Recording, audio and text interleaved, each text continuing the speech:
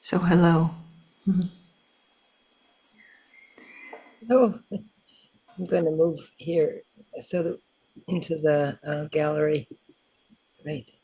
Very pleased to be invited by Mike and you, Elizabeth, to be just like to be part of this particular gathering. I appreciate it very much. Yeah, thank you so much. Thank you so much for being willing to be part of this. And we try to do our work in the spirit of dialogue, in the spirit of a you could say a collective presence, our shared presence. And so I think it's very congruent with your work. And social presencing theater, I think most of the people who are here know, has been created as part of the Presencing Institute, and it's an art form, a communication form, a systems change form, which is, I think that was hit on by different people who spoke, those different aspects, that that that and brings that all together through our embodiment, which is quite extraordinary. I'm wondering if you could speak to what is a true move. Um,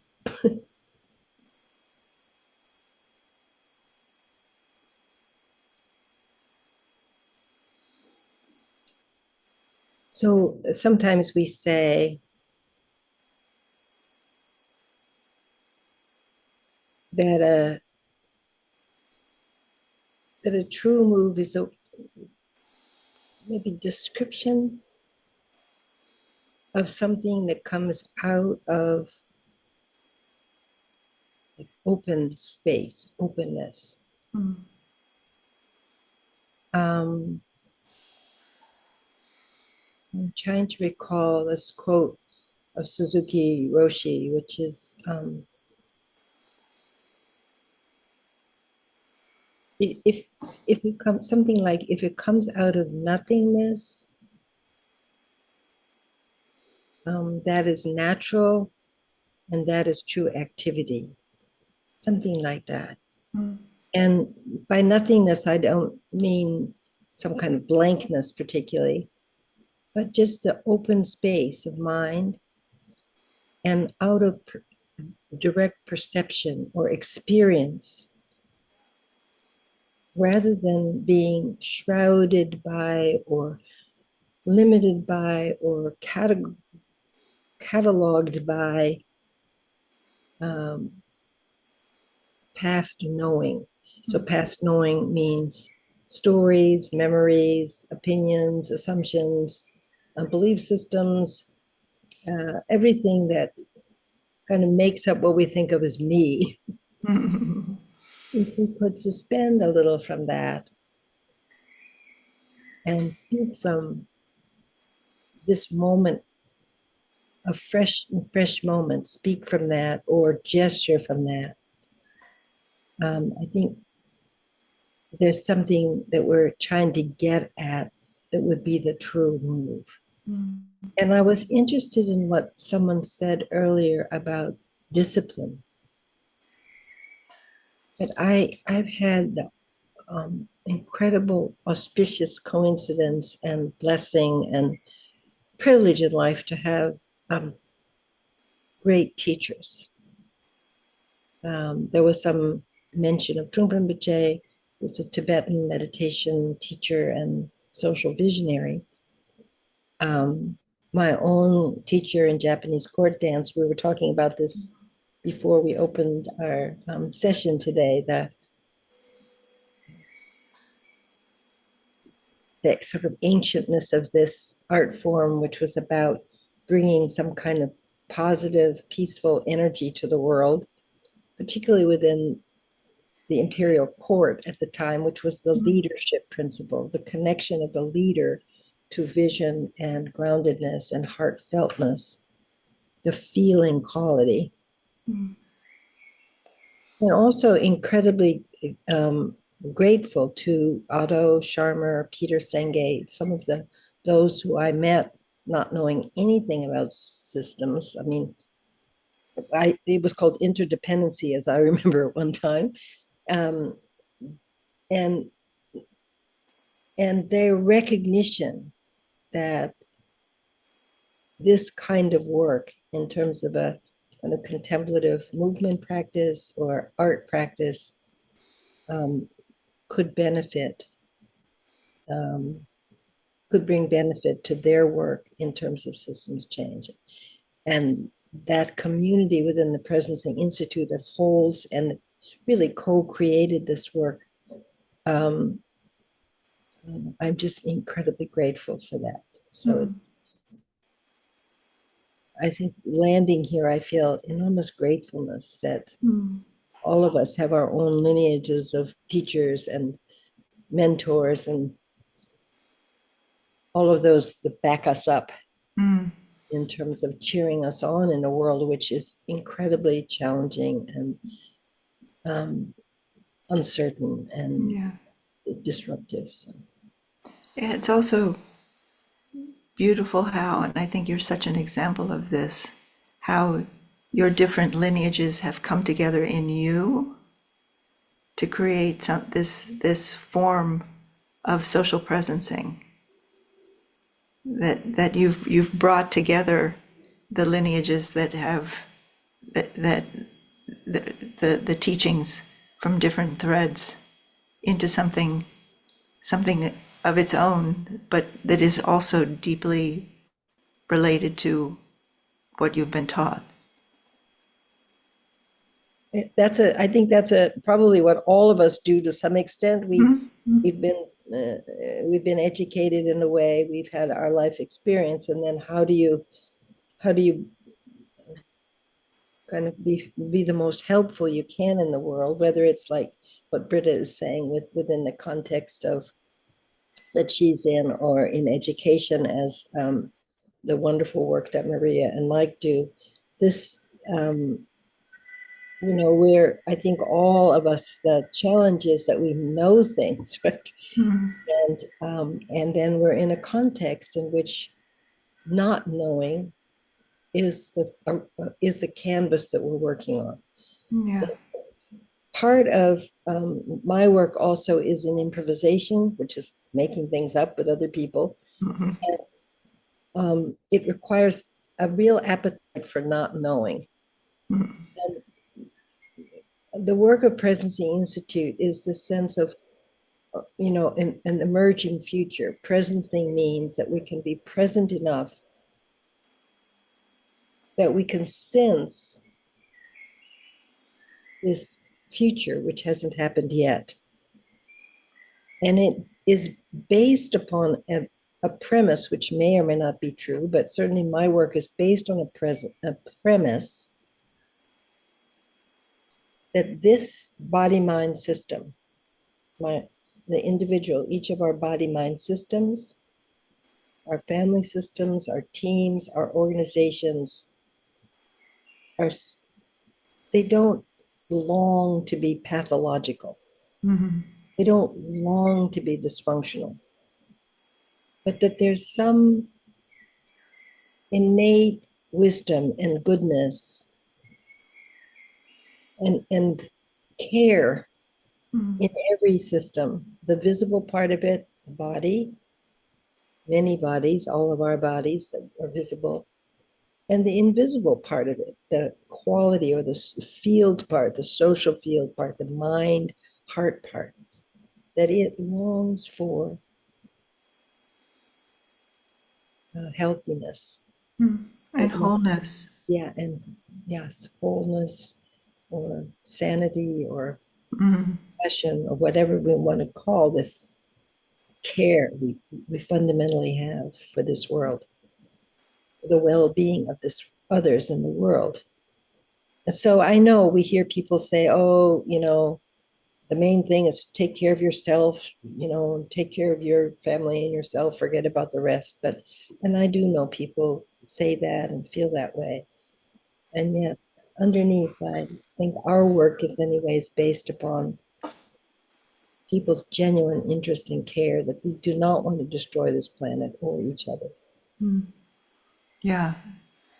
And there's the part of your work is to enable people to get in touch with that care, and also to be able to see and see through.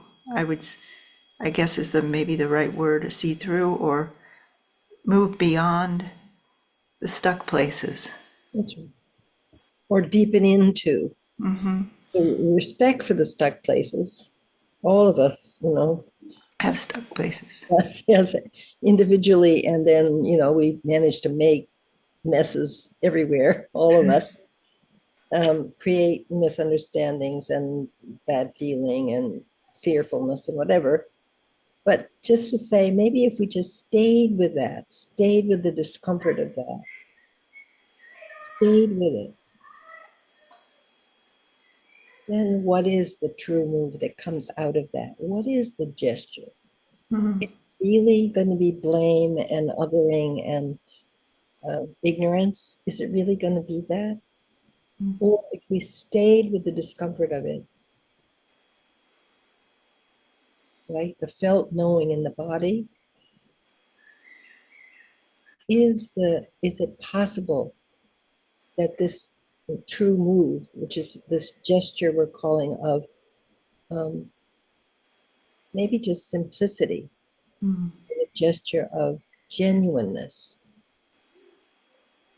will come forth naturally. So the interesting thing about this comment about the discipline is that it's both discipline, which I really appreciate, it's practice, and it's natural, both at the same time. Natural meaning spontaneous or not premeditated. Again, if I quote Suzuki Roshi again, do you know Shunryu Suzuki? If you've never read Zen Mind, Beginner's Mind, if you have any interest in how your mind works, and a wonderful person who taught on the planet at one time, it's a tiny book, and one of the things he also says there, and he's kind of known for this statement with his students. He says, "You are all perfect, and you could use a little improvement." So it's that we are all by nature. In the view, and I'm not saying this is truth particularly. I'm just saying that it's the view of our work, that by natural, I mean that we naturally, as a human being, that's a good thing to be a human, and that there is basic goodness to every human being. And we could all have some discipline in terms of training and practicing and listening and all of the methods we have out there these days, both in the kind of mindfulness awareness work as well as in the art work and the systems change work. There's many opportunities now to find a little path for supporting us. So part of what I hear you speaking to is that there's a wisdom that that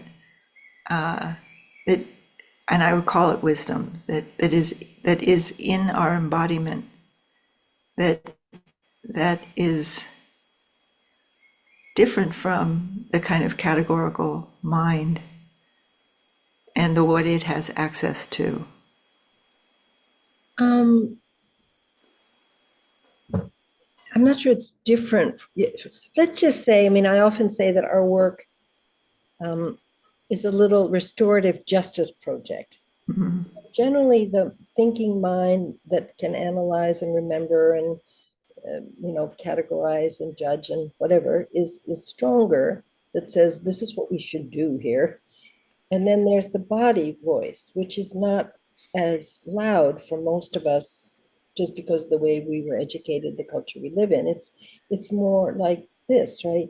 We hear it when it's sick, and we notice it when it is not working particularly, or we notice it we do yoga, or we do running or something. but it's not, its voice has a moment to moment kind of informant on what we're doing in terms of some kind of introspection or um, interoception or just sensing is not as strong for most of us. So a lot of our work is just asking the stronger, more powerful voice, one that's louder, to step back a little so that the voice of the embodied knowing comes forward. So this shoulder knows something, these hands know something, this back knows something, and we're just trying to get it in the conversation. So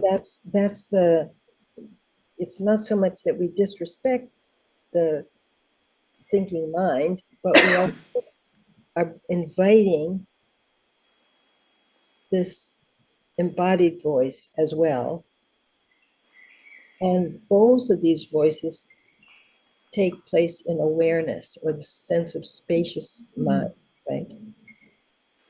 So in the end, we're always pointing back to the mind that knows. It knows. And we can trust our sense knowing. It doesn't have to mean something. Yesterday, I had this opportunity to be on a podcast with a man whose name was Tim Logan. I don't know who this is, but he invited me, and there were two other women who both do embodiment in school. So it was about education, embodiment in schools.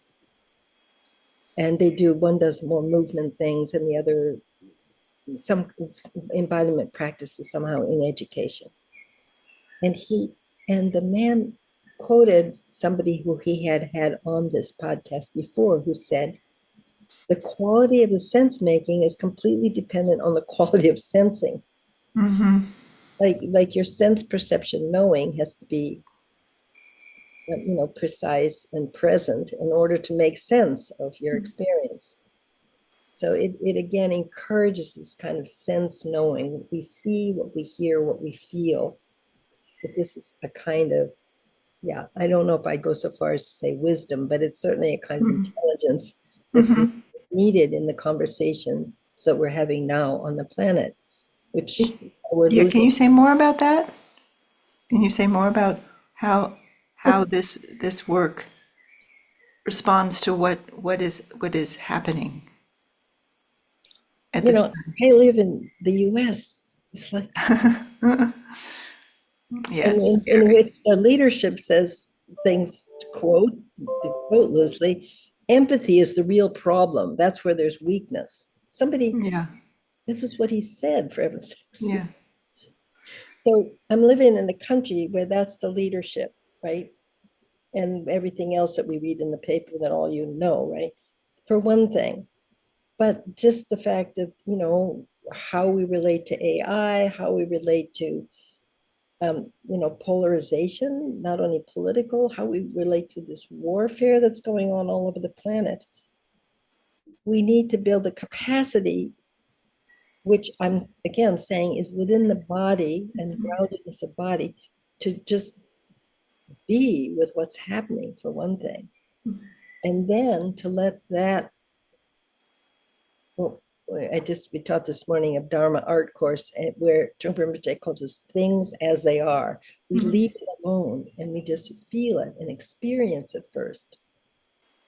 And then this kind of invitation for wisdom or for connection or for creativity can come out, but not from a place of forcing something or a place that I have a solution or I know what to do or of that kind of thing. That this gap between, and this polarization now, or polarity between, like, I'm paralyzed because issues are so big, what Otto calls, the illusion of insignificance, that we can't actually engage because the problems are too complex and too large, to like jumping out, even though we don't really understand the full picture, and engaging from a very limited and like out of date view. So the true move is trying to sense into our situations, whatever they are, in whatever our context, And maybe to go back to what you said earlier about stillness or silence, let's say stillness, the non-doing, non-knowing. Then what is the gesture? What is the gesture? What are the words that come out of this ability to be with not knowing, not doing, which can be quite uncomfortable, but having some kind of faith or trust that we can connect out of that place and that that is genuine, it's true. So that's the practice that we're investigating with our what we're doing in the social arts and what many of you are doing with mindfulness and other supports for that. Great. It it it it's powerful to me to hear you speak of this is very empowering what you're saying. It's very much this opening to not knowing to and allowing something. We often work in dialogue in language with what comes through, and so it kind of a true gesture of speech, a true which is, I think, very related to what you're speaking of, and it's informed by, I mean, that field, that openness that you mentioned. It's informed by that openness, which is actually, we can't grasp it. It's ungraspable, but I would call it, it's related to the wholeness, that our openness brings us in touch with something that we can only glimpse, but is a truth of wholeness that allows us, that comes through in a way that is often quite unexpected.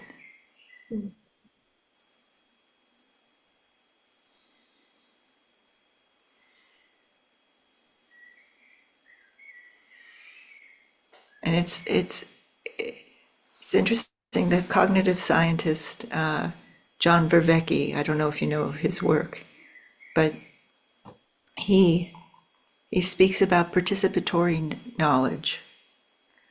That there is, and that being a knowledge that we have a real deficit in Western culture, that our capacity to co-participate in the creation of meaning and realness is very is really ignored in by and large in our culture. And that participation, through that openness, one is participating in the emergence of something that is not simply what we already know. Let's just even leave it like that.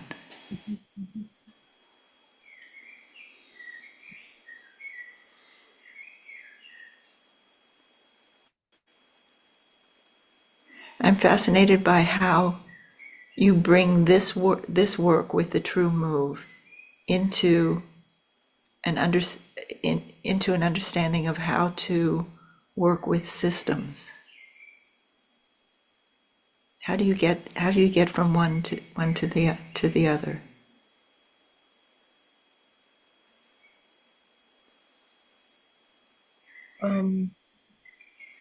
So it's I think the first thing oftentimes is that how easy it is to forget that to forget basic interdependency, that there isn't any individual, as it were, that the that we're always within we're always co-creating social systems. Mhm. There's no observer or somebody out there creating social systems. There's, of course, power difference in terms of influence.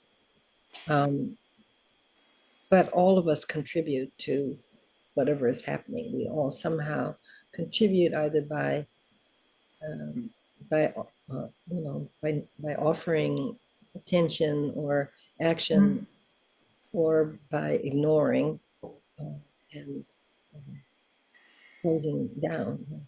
Mhm. So, in terms of systems thinking, or what we often say in presencing is system sensing, Mhm. the the reason we use the body, or that social presencing theater, is around this word theater. That that the root of the word theater is a place where something is seen, and systems thinking and sensing is an invitation for the system to see itself and to sense itself. So part of our work is making visible, because the body is very visible, right? We see each other, it's visible. Making visible the relationships within systems, and that the quality of that relationship is what we're calling the social field. So if we pick up again on this presencing language, which is so familiar for some of us and not so familiar for others, but the emphasis recently in Otto's work, he and Katrin Käufer have a new book called Presencing. There's a lot of emphasis on this cultivating social soil, which is probably what all of us are doing within our contexts. The quality of relationships, needs to be cultivated. It needs sunshine and warmth and light and nutrients. And because the quality of the soil is completely, the plant is dependent on the quality of the soil, whether seeds are going to take hold or not, and whether the plant is going to be healthy or not. It depends on the quality of the soil. So in our kind of work, systems is this soil cultivation. Again, whether it's a family system or your team at work or your population that you work with, classrooms, teachers, school administrators, healthcare. I just work with doctors, healthcare. Like, what is it that is their kind of soil? How do we make it visible that they are a system, and that everyone has the agency to contribute to creating this good soil? So this requires, like, both our making, that means we're engaged in something, conversations, or making schedules or agendas or strategies or whatever we make, but it also is that we are the beholder of something. So the theater, like if you look at the theater in general, there's some people doing something on the stage. They're acting, they're dancing, they're singing, whatever. And then there's some people who are holding the space for this. So they're contributing their attention, and so together they co-create some kind of social reality, which can be transformational. It can be. So the sense that all of us are actors in life, and all of us are beholders, all of us are speakers sometimes and listeners at other times. This sense of how we hold the space for one another, how we create these containers where the true move, the true gesture, the true word is invited. And that's, I think, most of our work, that to see that this is, that whatever it is, it's a little system, a little body mind system, a social body with a social mind, which is what we're calling the social field, that sits, as Mike pointed out earlier, it sits on the earth's body. It's grounded. It has a belly. It has a low body. It's not just a head and eyes and a mouth. Mhm. But it sits on the earth, on wherever you are now. You've got a place on the planet right now. We're not on the same spot on the planet. We have different spots on the planet, but we hold our kind of connection to the good Mother Earth. We hold that, and we remember that she's holding us, right? She's supporting us completely.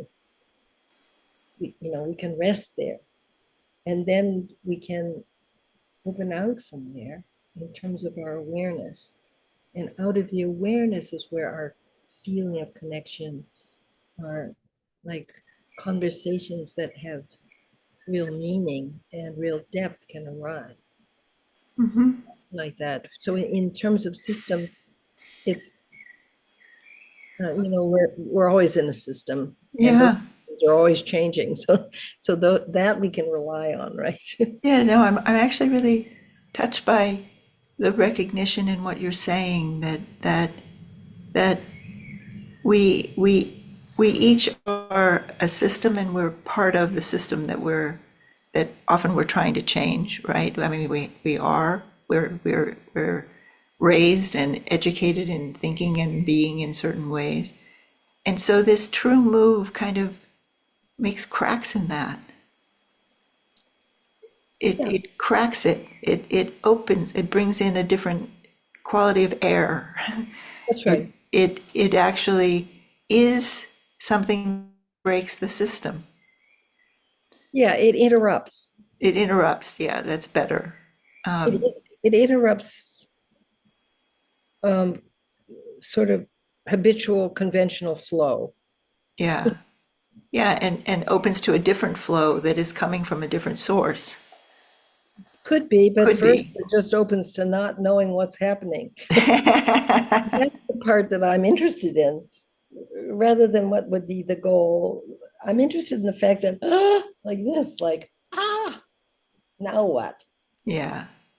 I'm interested in awkwardness. I'm interested in like just losing one's frame of reference for a moment. It's Yeah. basically I'm interested in fear, right? Like, Well, actually, isn't this the isn't sacredness part of it is horror I or don't know. awe? Awe. I mean, one of the classic philosophical treatises on the sacred says that there are two dimensions of the sacred. One is awe and like kind of surrender awe, and the other is almost akin to horror, like oh no, Uh-huh. but because it's taking you But you know, out of your frame. Yeah. sometimes that's called egolessness, right? It's like a gap in the blah dee da dee da dee da The the thing. Matrix. So, yeah, I never saw I mean, or don't, I have terrible memory for movies, but I think that's it. Yes. Yeah. Just takes us out of the conventional thing that keeps saying it's me, it's me, it's me, and that's them, and it's me, and that's them, and we have to make a relationship, and the whole thing just goes away because there's a gap in that. And it's why we use this. I don't have, oh yeah, I do. It's why we use this symbol, like, because it's so helpful for our work, right? Hmm. So this is a Japanese, many of you know this already, but if you don't know, this is a Japanese word for, it's called ma, and it's a tori gate, right? That's a picture. It's a gate with the sun coming through. Hmm. So it's an important um, kind of image in our work because it translates. It's a one of the basic aesthetic principles in Japanese work, in Japanese culture. It translates as a gap or an interval in time and in space. Hmm. It it's a it's just a gap, right? Mm-hmm. So it brings this moment of stillness or sort of nothing happening. Mm-hmm.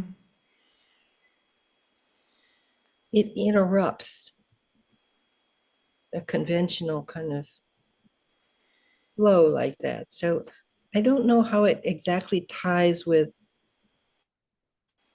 either awe or horror, but it does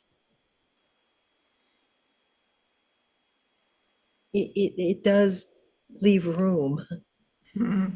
for something else to emerge that may not have been expected. And it also does, I think, connect, as you've pointed out, Elizabeth, with something about sacredness. It's something about recognizing the sacredness of the ordinary, that ordinary moment to moment unfolding of life Mm-hmm. is innately sacred. If you, for people that use that kind of language, that word.